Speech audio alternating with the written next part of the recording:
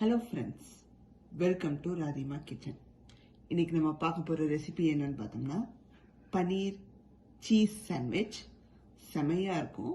நீங்க பசங்களுக்கு ஸ்கூல்ஸ்க்கு வந்து அந்த லஞ்ச் பாக்ஸ்ல கட்டி கொடுக்கலாம், ஆஃபீஸ் கோயஸும் எடுத்துட்டு போனா ரொம்ப ரொம்ப சூப்பராக இருக்கும். இதுக்கு என்னென்ன தேவை, எப்படி பண்ணலான்னு பார்த்தலாம் வாங்க. நான் வந்து ஒரு 4 பிரெட் எடுத்து பட்டரில் நல்லா 2 சைட்ஸும் டோஸ்ட் பண்ணி வச்சுருக்கேன். நார்மல் மில்க் பிரெட், அது ஒயிட் பிரெட். அப்புறம் வெங்காயம், ஒரு வெங்காயத்தில் ஒரு கால்வாசி எடுத்து நான் பொடியாக கட் பண்ணி வச்சுருக்கேன். அதே போல் கேப்சிகம் ஒன்றில் ஒரு பாதி எடுத்து பொடியாக கட் பண்ணி வச்சுருக்கேன். அண்ட் பன்னீர் எடுத்து நான் 1 கப்பு வர அளவுக்கு நல்ல, ஏன்னா பன்னீர் தான் மெயின் இது ரெசிபிக்கு. ஸோ அதை வந்து நான் துருவி வச்சுருக்கேன். க்யூப்ஸாக இருக்கிறத அப்படியே துருவி வச்சுருக்கேன். அப்புறம் 5-6 பச்சை மிளகா பொடியாக நறுக்கி வச்சுருக்கேன். இஞ்சி பூண்டு விழுது ஒரு 1/4 டீஸ்பூன், உப்பு தேவையான அளவு, கொத்தமல்லி வாசனைக்கு, அப்புறம் எண்ணெயில் சோம்பு சீரகம் வாசனைக்கு ஒரு 1/4 டீஸ்பூன், அப்புறம் மிளகாத்தூள் 1/2 டீஸ்பூன், சீரகத்தூள் கரம் மசாலா தூள் 1/4 டீஸ்பூன், அப்புறம் சீஸில் நீங்கள் எது வேணாலும் எடுத்துக்கலாம். நான் வந்து செட்டாக் சீஸில் துருவன சீஸே இருக்குது, அதை எடுத்து ஒரு பவுலில் போட்டு வச்சுருக்கேன். இதுதாங்க தேவையான பொருட்கள். இதை வச்சு டேஸ்டியான சீஸ் சாண்ட்விச் பண்ண போகிறோம். வாங்க ரெசிபிக்குள்ளே போகலாம். ஒரு ஃப்ரை பேன் வச்சுக்கோங்க. நல்லா சூடானதும் 1 டேபிள் ஸ்பூனுக்கு வெஜிடபிள் ஆயில் சேர்த்துக்கோங்க. ரொம்ப தேவைப்படாதுங்க, 1 டேபிள் ஸ்பூன் போதும். ஜஸ்ட் நம்ம எல்லாத்தையும் நல்லா வந்து குக் பண்ணி இருக்கிறதுக்கு அந்த அளவு ஊற்றிக்கோங்க.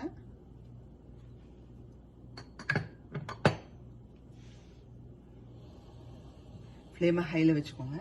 எண்ணெய் நல்லா சூடானதும் நம்ம எடுத்து வச்சிருக்கிற சோம்பு சீரகம் அதை போட்டுக்கோங்க.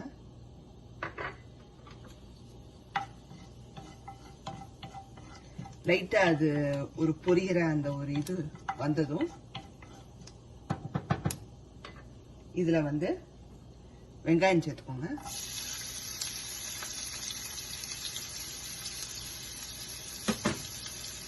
கேப்சிகம் சேர்த்துக்கோங்க.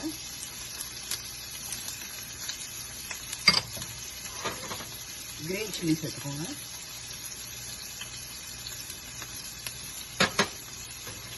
ஜிஞ்சர் கார்லிக் பேஸ்ட் சேர்த்துக்கோங்க.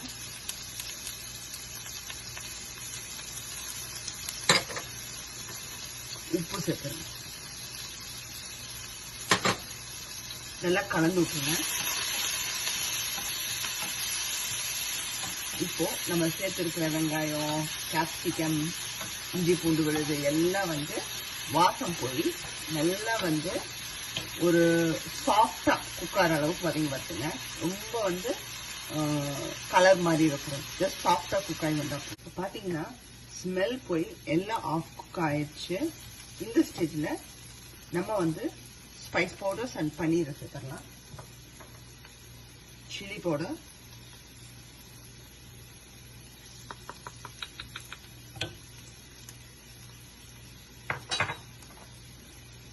சீரகத்தூள் கரம் மசாலா தூள்,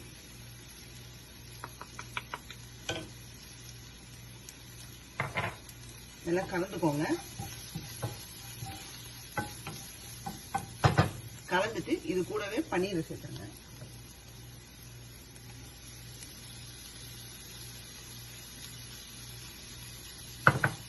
ஏன் துருவி சேர்க்கிறோம்னா அப்பதான் வந்து அந்த சாண்ட்விச்சுக்கு வந்து ஃபில்லிங்க்கு வந்து ரொம்ப ஈஸியா இருக்கும்.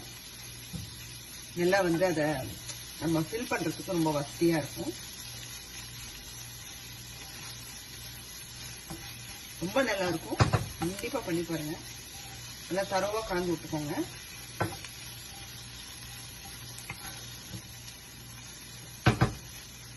இப்போ கலந்ததுக்கு அப்புறம் இது கூட கொத்தமல்லி சேர்த்துக்கோங்க.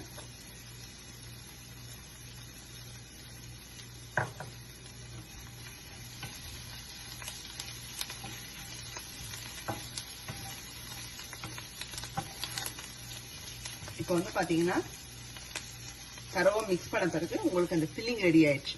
இப்போ பிரெட் நடுவில் ஸ்டஃப் பண்ணிடலாம். இப்போ பார்த்தீங்கன்னா ஃபில்லிங் ரெடி ஆயிடுச்சு. அதை வந்து ஒரு பவுலில் ட்ரான்ஸ்ஃபர் பண்ணி வச்சுங்க. நான் உப்பு காரம் கரெக்டாக இருக்கான்னு செக் பண்ணி பார்த்தா செம்மையாக இருக்கும் ஃபில்லிங்கு. இப்போ வந்து நம்ம பிளேஸ் பண்ணிடலாம். ஆல்ரெடி நம்ம டோஸ்ட் பண்ணி வச்சுருக்கோம் இல்லையா, உங்களுக்கு எந்த அளவுக்கு வேணுமோ அந்த அளவுக்கு ஃபில்லிங் வச்சுக்கோங்க. கொஞ்சமாக தான் வைக்கணும்னு இல்லை, ஓரளவுக்கு நீங்கள் வந்து ஃபில்லிங் வச்சுக்கலாம். ஒன் சைடு வச்சா போதும். நல்லா அப்படி ப்ரெஸ் பண்ணி விட்ருங்க. என் ஹஸ்பண்ட்கெல்லாம் ரொம்ப பிடிக்கும் ஃபில்லிங் வந்து. அவர் நிறையா கேட்பார். அப்படியே அந்த இதில் வந்து இருக்கணும்.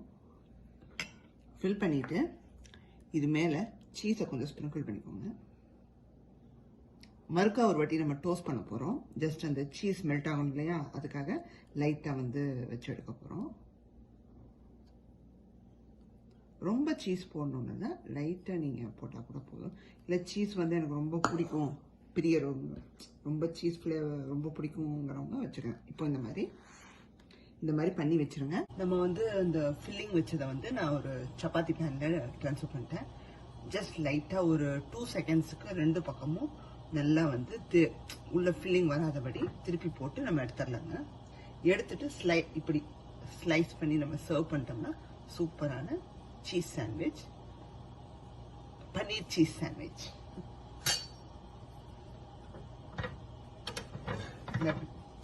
ஓகேங்களா, அதான் பொறுமையாக திருப்பி போடணும்.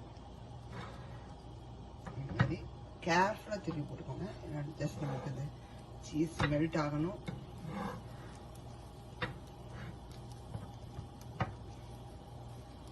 நல்லா அப்படி ப்ரெஸ் பண்ணி விட்டீங்கன்னா உங்களுக்கு அது உள்ள வந்து நல்லா பிடிச்சுக்கும் அந்த சீஸு. ஆல்மோஸ்ட் ரெடி ஆயிடுச்சுங்க. பாருங்க, சூப்பரான ஒரு பன்னீர் சீஸ் சாண்ட்விச் ரெடி பண்ணிட்டோம்.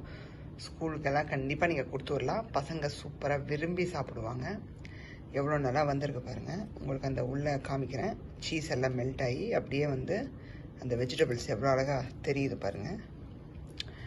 கண்டிப்பாக எல்லோரும் ட்ரை பண்ணி பார்க்கணும். இந்த வீடியோ உங்களுக்கு பிடிச்சிருந்தா லைக் பண்ணுங்கள், ஷேர் பண்ணுங்கள். சப்ஸ்கிரைப் பண்ணாதவங்க ராதிமா கிச்சனை சப்ஸ்கிரைப் பண்ணிடுங்க. மறக்காமல் பெல் பட்டனை கிளிக் பண்ணிடுங்க. பாய்.